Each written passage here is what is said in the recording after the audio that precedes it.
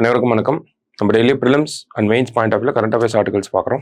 இன்னைக்கு என்ன ஆர்டிகல்ஸ் இருக்கு அப்படின்னு பார்ப்போம். ஸோ முதல்ல பார்க்குற ஆர்டிகல் அப்படியே மெயின்ஸ் பாயிண்ட் ஆஃப் வியூல உயிரி பொருளாதாரம் சுற்றுச்சூழல் வேலை வாய்ப்பு கொள்கை அப்படின்னு கொடுத்துருக்காங்க. அதாவது ஷார்ட்டா சொல்லணும் அப்படின்னா பயோ E3 பாலிசி. ஓகேங்களா, அது என்ன E3 அப்படின்னா ஒன்று வந்து நமக்கு எக்கானாமி, ஒரு எக்கனாமி, இன்னொரு பார்த்தோம்னா என்விரான்மெண்ட், அடுத்ததாக பார்த்தோம்னா மூணாவதா வந்து எம்ப்ளாய்மெண்ட். ஓகேவா, so biotechnology for economy, environment and employment, அதான் பயோ E3 அப்படின்னு சொல்லி ஒரு பாலிசியா மத்திய அரசாங்கம் சமீபத்தில் கேபினெட் வந்து ஒப்புதல் தெரிவிச்சிருக்காங்க. ஓகேங்களா, ஸோ அப்போ பயோடெக்னாலஜி அப்படின்னு பார்க்குறப்ப இந்தியாவில் இந்த பயோடெக்னாலஜி அப்படிங்கிற விஷயம் அதுக்குன்னு ஒரு தனி துறை அப்படிங்கிறது எப்போ உருவாக்கப்படுது அப்படின்னு பார்த்தோம்னா உயிரி தொழில்நுட்பவியல் அப்படிங்கிறது 1986 மத்திய அரசின் அறிவியல் தொழில்நுட்ப அமைச்சகத்தின் ஒரு புதிய துறையாக சேர்க்கப்பட்டுச்சு. சரிங்களா, ஸோ இந்த கொள்கையை பற்றி தான் பார்க்க போறோம், என்னென்னு சொல்றாங்க அப்படின்னு சொல்லி. ஓகேங்களா, கொரோனா காலத்தில் இந்த பயோடெக்னாலஜி ஃபீல்டு அப்படிங்கிறது நமக்கு பெரிய உதவியை வந்து பண்ணுச்சு. எதன் வாயிலாக அப்படின்னு பார்த்தோம்னா இந்த தடுப்பூசிகளின் வாயிலாக. ஸோ அதுக்கு அடுத்ததான் என்ன சொல்றாங்க அப்படின்னு பார்த்தோம்னா நம்மளுடைய பிரதமர் விக்சித் பாரத் அப்படிங்கிறத வந்து தொடர்ச்சியாக வலியுறுத்திட்டே வராரு. ஓகேங்களா, விக்சித் பாரத் அப்படிங்கிறது அது என்ன? விக்சித் பாரத் அப்படின்னா விக்சித் பாரத் அப்படிங்கிறது ஹிந்தி வார்த்தைகள். தமிழ்ல மொழியாக்கம் பண்ணி பார்த்தோம் அப்படின்னா வளர்ச்சி அடைந்த பாரதம் எப்பக்குள்ள அப்படின்னு பார்த்தோம்னா 2047 இந்தியா வளர்ச்சி அடைந்து இருக்கணும் அப்படிங்கிற ஒரு இலக்கை நம்ம பிரதமர் நமக்கு கொடுத்திருக்காரு, விக்சித் பாரத் அப்படின்னு சொல்லி.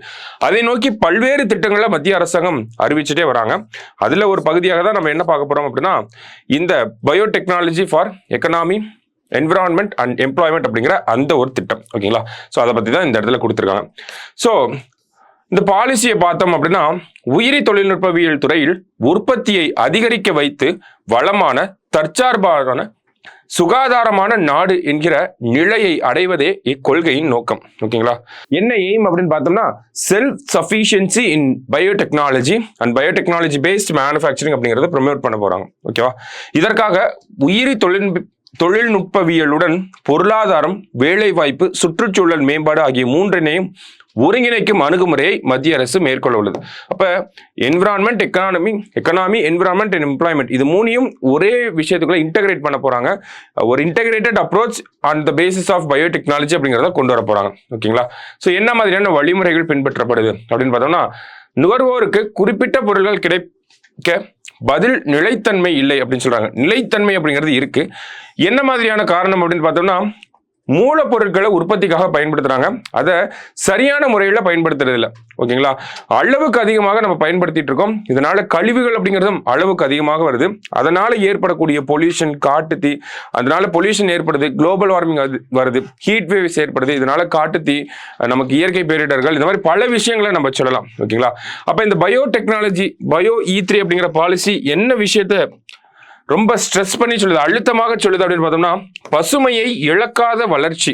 ஓகேங்களா, பசுமையை இழக்காத வளர்ச்சி அப்படிங்கிற ஒரு விஷயத்த அந்த ஒரு கண்ணோட்டத்துல தான் இந்த பாலிசி அமைஞ்சிருக்கு அப்படிங்கிறது மத்திய அரசாங்கம் சொல்லக்கூடிய நமக்கு விஷயமாக இருக்கு. ஓகேங்களா, இப்போ பயோ E3 பாலிசி அப்படின்னா இது கீட்டம், பசுமையை இழக்காத வளர்ச்சி அப்படிங்கிறது.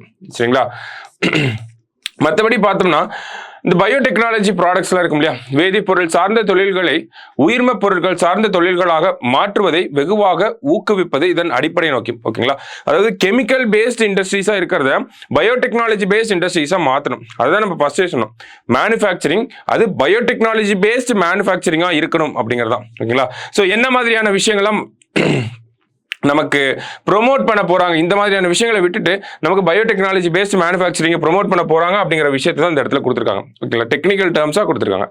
அடுத்தது இறைச்சிக்கு மாற்றாக தாவரங்களில் இருந்து உருவாக்கப்படும் புரதங்கள், கூடுதலான வைட்டமின் புரதம் போன்றவை செயற்கையாக சேர்க்கப்பட்ட உணவு வகைகள் சில நோய்களை கண்டறியவும் குணப்படுத்தவும் தேவைப்படும் செயற்கை புரதங்கள், இந்த மாதிரி பல்வேறு விஷயங்களை நமக்கு பயோடெக்னாலஜி பேஸ்டா நம்ம கொண்டு வர போறோம் அப்படிங்கிறத இந்த பாலிசியிலிருந்து நம்ம புரிஞ்சுக்கிறோம். மற்றபடி முக்கிய கூறுகள் அப்படின்னு பார்த்தோம்னா எதிர்பாராத காலநிலை மாற்றங்களுக்கு ஈடு கொடுக்கும் வேளாண்மை, சிமெண்ட் தயாரிப்பு, அனல் மின்சக்தி உற்பத்தி போன்ற வணிக செயல்பாடுகளால் வெளியாகும் கார்பன் டை ஆக்சைடு சேகரித்து அதிலிருந்து எரிபொருள் தயாரித்தல் போன்ற பணிகளுக்கு தேவை ஏற்பட்டுள்ளது. ஸோ கார்பன் எமிஷன்ல இருந்து எலக்ட்ரிசிட்டியை ப்ரொடியூஸ் பண்றதுக்கான விஷயம். அப்ப இதிலும் தொழில் முனைவோரின் வரவு எதிர்நோக்கப்படுகிறது. சிறு மற்றும் நடுத்தர தொழில் துறையிலும் இவை அமல்படுத்துவதற்கான சூழலை உருவாக்க நடவடிக்கை எடுக்கப்பட்டுள்ளது.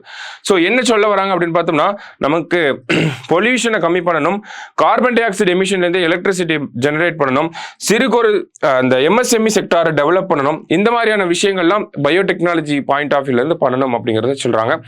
மற்றபடி பார்த்தோம்னா இந்த பயோடெக்னாலஜி ஃபீல்டில் ஏஐயோட வந்து இன்டகிரேட் பண்ணணும், ஏஐயோட இன்டகிரேஷன் அப்படிங்கிறது இருக்கணும் அப்படிங்கிறது சொல்கிறாங்க. இது ஒரு முக்கியமான பாயிண்ட். இன்டகிரேஷன் ஆஃப் ஏஐ அப்படிங்கிறது இப்போ எல்லா துறைகள்லையும் பண்ணுறாங்க. மெயின்ஸ்லாம் இது டெம்ப்ளேட்டான பாயிண்ட். எந்த கொஸ்டின் எடுத்தாலும் integration of AI integration of AI will solve this அப்படிங்கிறத நம்ம டெம்ப்ளேட்டான பாயிண்டாவே கொடுத்துடலாம். சரிங்களா? ஸோ அந்த ஒரு விஷயத்தை தான் சொல்றாங்க, ஏஐயோட இன்டகிரேஷன் அப்படிங்கிறது இருக்கணும் அப்படின்னு சொல்லி. ஸோ கடைசியா இலக்கு நிர்ணயித்திருக்காங்க. என்ன இலக்கு அப்படின்னு பார்த்தோம்னா, உயிரி தொழில்நுட்பம் சார்ந்த பொருளாதார மதிப்பு அப்படிங்கிறது. ஓகேங்களா? இந்த பயோடெக்னாலஜி ஃபீல்டோட எக்கனாமிக் வேல்யூ அப்படிங்கிறது 2014 பார்த்தோம்னா $10 பில்லியன் இருந்துச்சு.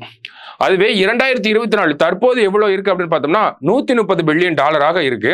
இதை இலக்காக என்ன சொல்லியிருக்காங்க, இந்த பயோ E3 பாலிசியோட இலக்காக என்ன சொல்றாங்க அப்படின்னா, 2030க்குள்ள நமக்கு இந்த பயோடெக்னாலஜி அப்படிங்கிற இந்த ஒரு விஷயத்தோட எக்கனாமிக் வேல்யூ அப்படிங்கிறது $300 பில்லியன் அதிகரிக்கணும், $300 பில்லியன் அமெரிக்க அதிகரிக்கணும் அப்படிங்கிறது தான் இந்த பாலிசியோட முக்கியமான டார்கெட்டை நம்ம நல்லா பார்த்து வச்சுக்கணும் ப்ரிலிம்ஸ் பாயிண்ட் ஆஃப் வியூல. ஓகேங்களா?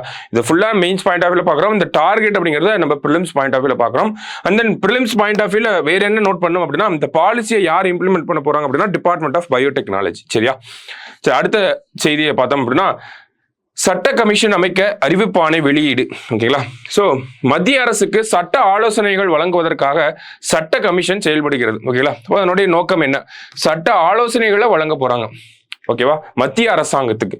அடுத்ததா பார்த்தோம்னா, இந்த 23வது வயதுகளில் 23வது சட்ட கமிஷனின் பதவிக்காலம் 3 ஆண்டுகளாக இருக்கும். அதாவது என்ன பதவிக்காலம் என்ன சொல்றாங்க அப்படின்னு பார்த்தோம்னா, 1 செப்டம்பர் 2024 இருந்து ஆகஸ்ட் 31, 2027 வரைக்கும் இந்த அமைப்பு செயல்படும். 23வது சட்ட ஆணையத்துடைய பதவிக்காலம் அப்படிங்கிறது 3 வருடங்களாக இருக்கும் அப்படின்னு சொல்லியிருக்காங்க.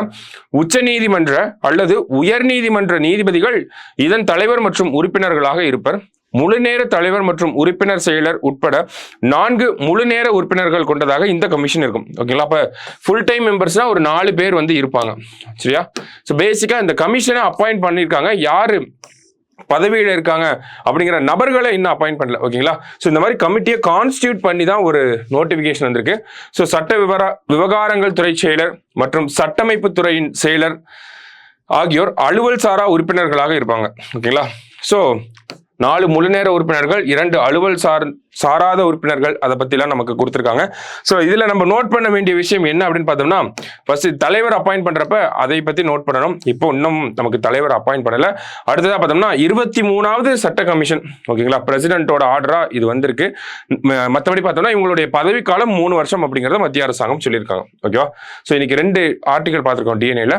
நாளைக்கு டிஎன்ஏல மீட் பண்ணலாம். தேங்க்யூ.